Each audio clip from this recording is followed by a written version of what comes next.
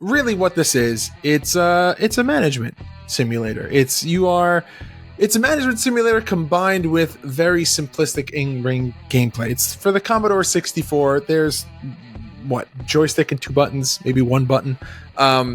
There's not a crazy amount of controls to learn, but the game starts off. You get that little lovely splash title screen that is very reminiscent of the box art itself, which we'll talk about a little later. And you are immediately met with 5 choices of who you want to, I guess. Now, this is the question. Are you the manager, or are you the wrestler, or are you both? I guess you're both because you bid, but you pick who you want to start as. There are 5 managers that you can pick from. You've got, we'll just go through them now because the roster and the manager list is not very long.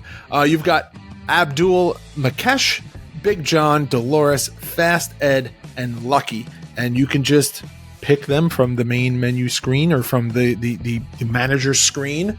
And then you're immediately brought to the auction house where you bid on Crusher was who we got. I don't know if it randomly generates.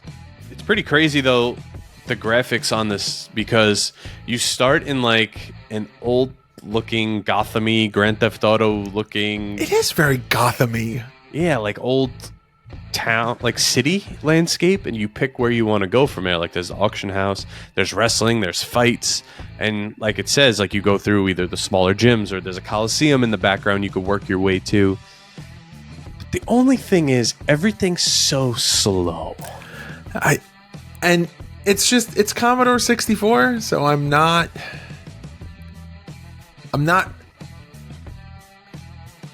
trying not to hold the loading times against the game, but our job is to tell you if it holds up or not. Yeah, the loading times are. I will say this though, I scrolled down a little bit in our notes, which if you're part of our Patreon, you can do as you listen along to the podcast.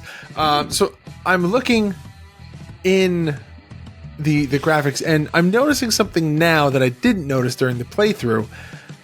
The cityscape, the city that is very Gotham-esque. I didn't notice that they've put so much detail into the road that it's actually wet and reflecting the street signs and the lights from the buildings.